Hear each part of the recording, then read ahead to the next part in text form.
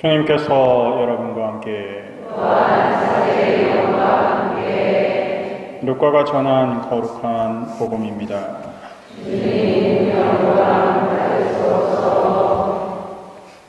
그때 예수님께서는 스스로 의롭다고 자신하며 다른 사람을 업신여기는 자들에게 이 비유를 말씀하셨다. 두 사람이 기도하러 성전에 올라갔다. 한 사람은 바리사이였고 다른 사람은 세리였다. 바리사이는 꼿꼿이 서서 혼잣말로 이렇게 기도하였다. 오 하나님, 제가 다른 사람들, 강도짓을 하는 자나 불의를 저지르는 자나 간음을 하는 자와 같지 않고 저 세리와도 같지 않으니 하나님께 감사드립니다. 저는 일주일에 2번 단식하고 모든 소득의 11조를 바칩니다. 그러나 세리는 멀찍이 서서 하늘을 향하여 눈을 들 엄두도 내지 못하고 가슴을 치며 말하였다. 오 하나님, 이 죄인을 불쌍히 여겨 주십시오. 내가 너희에게 말한다. 그 바리사이가 아니라 이 세리가 의롭게 되어 집으로 돌아갔다. 누구든지 자신을 높이는 이는 낮아지고 자신을 낮추는 이는 높아질 것이다. 주님의 말씀입니다.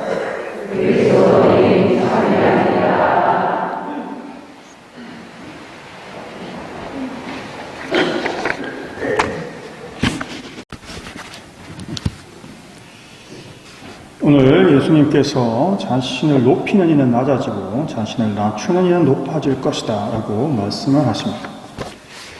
높은 사람, 사실 각 나라의 이 화폐에는 그 나라의 중요한 인물들이 들어가는 경우가 많습니다. 요즘 추세는 이제 외국에서는 인물들을 빼고 있습니다. 왜냐하면 어떤 인물이 더 높냐 낮냐 액면가에 따라서 자꾸 말들이 많아지니까 오히려 인물을 빼고 풍경이나 또는 추상적인 도형을 넣는 경우들도 많아지고 있죠. 하지만 우리나라는 아직 우리 인물이 들어가 있고 그 중에 가장 대표적인 분들 두 분이 바로 1,000원권의 이황과 5,000원권의 이이가 있습니다. 어떤 이유로 이 두 분이 우리 민족의 대표가 되었을까라는 거죠. 태계 이황과 율곡 이이가 왜 중요하자라는 것을 설명을 드리자면 이건 조선뿐만이 아니라 우리 민족의 철학과 인간을 이해하는 기본을 이 두 분께서 제시하셨기 때문입니다. 또 이건 우리나라, 우리 민족뿐만의 문제가 아니라 유교, 유학을 따르던 베트남부터 시작해서 일본까지의 동북아시아를 관통하는 그 유학의 근본을 그리스 철학의 수준으로 완성하셔서 정점을 이루셨기 때문입니다. 유학에서 인간을 이해하는 것은 4단 7정으로부터 시작됩니다. 4단은 맹자가 이야기한 것으로서 인간 본성에서 나오는 착한 감정으로 측은지심, 수호지심, 사양지심, 시비지심 이 4가지를 4단이라고 합니다. 측은지심은 측은하다라는 말처럼 타인의 불행을 아파하는 마음이고 수호지심은 수치스럽다라는 말처럼 부끄럽게 여기고 수치스러움을 아는 마음입니다. 사양지심은 사양합니다라는 말처럼 타인에게 양보하는 마음이고 시비지심은 시비를 가리자라는 말처럼 선악, 옳고 그름을 판단하는 마음이죠. 맹자는 이 4가지 4단은 각각 인, 의, 예, 지의 착한 본성인 덕에서 나오는 것이고 인간은 근본적으로 이 덕을 가지고 있기 때문에 선하다는 성선설을 주장하면서 이 덕을 인간의 근본이라고 보았습니다. 덕이 할 때 그 도는 인간이 가지고 있는 게 아니라 원리로 정해져 있는 것입니다. 그 도를 따라가는 게 덕이죠. 그렇지만 도덕이나 인의 예지라든지 이 4단은 눈에 보이지 않습니다. 이것이 어떤 식으로 현실에 드러나느냐라는 것을 말해주는 것이 칠정인데, 이 칠정은 인간의 7가지 감정으로 희, 노, 애, 락, 애, 오, 욕이 됩니다. 희는 기쁨이고, 노는 노여움이며, 애가 2가지죠. 애는 슬픔, 여기서 애는 슬픔을 말합니다. 그래서 우리가 희노애락 할 때 그 애는 사랑이 아니고 슬픔입니다. 한자로는 옷의자 중간에 입구자가 들어가 있습니다.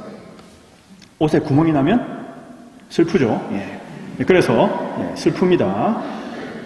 자, 그래서 희노애락, 그리고 애, 사랑, 오, 악으로 읽기도 하지만 오로 읽기도 합니다. 미움, 악함을 말하고 욕은 욕심입니다. 이렇게 7가지 감정을 고대로부터 동양에서는 인간이 가지는 감정이라고 생각을 했습니다. 결국 이 사단과 칠정이 어떤 관계로 연결되느냐에 따라서 태계 이황은 이기이원론, 즉 사단인 이와 칠정인 기가 분리되어 있다. 서로 다른 곳에 있다.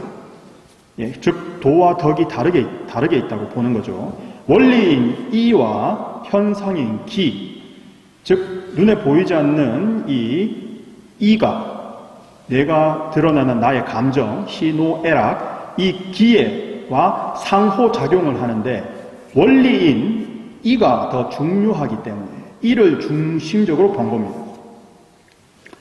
그래서 우리는 이 이기이원론을 이를 더 중시한 주리론이라고 부르며 이상주의라고 합니다. 왜냐하면 눈에 보이지 않는 그 원리, 이가 따로 있고 그것이 더 중요하기 때문에 이상주의라고 부르는 거죠. 고대 그리스 철학에서 플라톤의 이데아론과 같은 논리가 됩니다. 율곡 이는 이 이기가 따로 있지 않고 하나로 합쳐져 있다라고 본 거죠. 그래서 이기일원론이라고 부릅니다. 이 이는 결국 따로 있지 않고 인간의 감정이 이 기를 통해서 나타남으로써 오히려 보이는 기가 중요하다라고 생각했기 때문에 기가 더 중요한 기론이 됩니다. 결국 우리가 살고 있는 이 현실, 내에게 드러나는 그 현실 안에 근본이 있다고 존재하기 때문에 현실주의로 생각할 수 있겠으며, 고대 그리스 철학의 아리스토텔레스가 이와 같은 논리를 펴게 됐습니다. 하나냐, 둘이냐, 따로냐, 같이냐라는 것이 무슨 문제가 되겠냐라고 생각하실 수 있겠지만, 사실은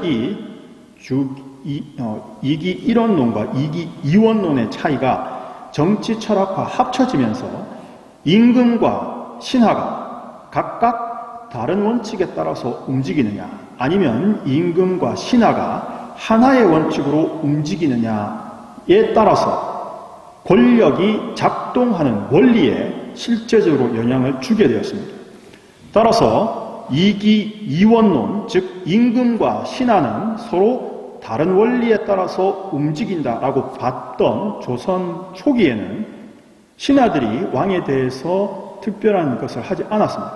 그냥 보고하고 어떤 이런 부분이 있었죠. 그리고 주로 왕권에 대한 쟁탈전이 생길 때는 왕자들이 난을 일으켰습니다. 왕자들이 자신이 왕이 되기 위해서 조카나 이런 식으로 또는 형제끼리 이렇게 싸웠죠. 신하들은 거기에 어느 쪽을 들기는 했지만 신하 자신들이 어떻게 하려고 하지 않았습니다.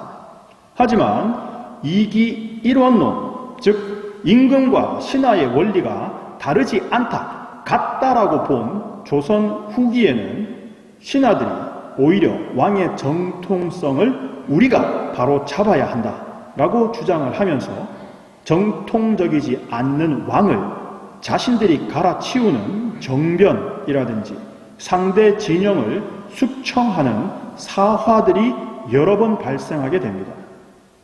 따라서 이렇게 상대를 죽이는 사화들이 발생하면서 조선 사회는 경직되고 다른 사상을 받아들이지 못하는 상태가 되었습니다. 그 결과 우리 가톨릭도 박해를 받게 된 거죠.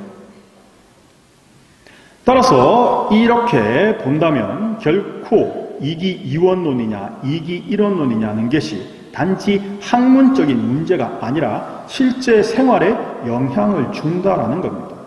이걸 우리의 신앙의 논리로 생각해보면 우리의 근본이신 하느님, 유교로 치면 이에 해당되고 도에 해당되죠. 우리의 근본이신 하느님은 우리 밖에 계시는 겁니까? 이기이원론이죠. 아니면 우리 안에 계시는 겁니까? 이기일원론이 되는 거죠. 하느님께서 우리 밖에 계시다면 우리는 어떻게 구원을 받습니까? 또 하느님께서 우리 안에 계시다면 우리는 어떻게 구원을 받게 되겠습니까?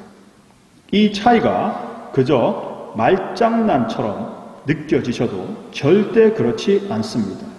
왜냐하면 하느님께서 우리 밖에 계신다면 우리는 하느님께 더 잘 보이고 심판을 잘 받아서 하느님 나라, 왜냐하면 하느님께서 밖에 계시니까 그 하느님 나라에 들어가는 게 목적이 됩니다. 따라서 신앙생활은 외적인 모습이 강조되는 거죠. 성당 잘 나옵니까? 기도 열심히 합니까? 기도 몇 시간 하세요? 거짓말 안 하고 선행합니까? 자선합니까? 얼마 냈어요? 헌금 얼마 냈어요? 이런 식으로 외적으로 보이는 것에 중심을 두게 되고 따라서 신앙생활의 핵심은 하느님 나라로 내가 가야 되니까 보상에 집중하게 됩니다. 따라서 저의 그 신앙의 우리 마침 영광송에 의한 하느님의 일치로 이르는 단계를 보게 되면 통하여 그리스도를 통하여 그리스도와 함께의 단계가 바로 하느님을 외적으로 있다라고 느껴지는 데서 다는 단계라고 말할 수 있습니다. 왜냐하면 우리가 무언가를 기도할 때 그리스도를 통하여 하느님께 바칩니다라고 할 때는 보통 이 기도의 방향이 바깥쪽으로 향하게 되는 거죠. 또 예수님과 함께라고 하더라도 함께 같이 갑시다 하지만 실제로는 밖에 있는 거죠. 하지만 하느님께서 우리 안에 계신다면 이 부분이 달라지게 됩니다. 하느님께서 우리 안에 계신다면 나는 하느님께서 계시는 이 나를 변화시켜야 되는 거죠. 그리고 이 하느님께서 내 안에 계시기 때문에 그 안에 계시는 하느님과 나를 일치시켜야 되는 거예요. 그리고 천국도 내가 천국을 가는 게 아니죠. 왜냐하면 하느님께서 내 안에 계시니까요.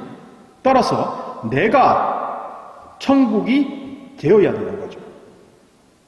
즉 내적인 신앙생활, 자신을 들여다보는 신앙생활, 시각이 안으로 향하게 됩니다. 밖으로 향하는 게 아니게 되는 거죠.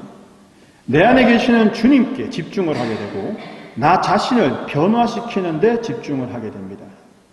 따라서 신앙도 그리스도 안에서 내가 그리스도 안에 예수님께서 내 안에 계시고 내가 그리스도 안에 있게 되는 거죠.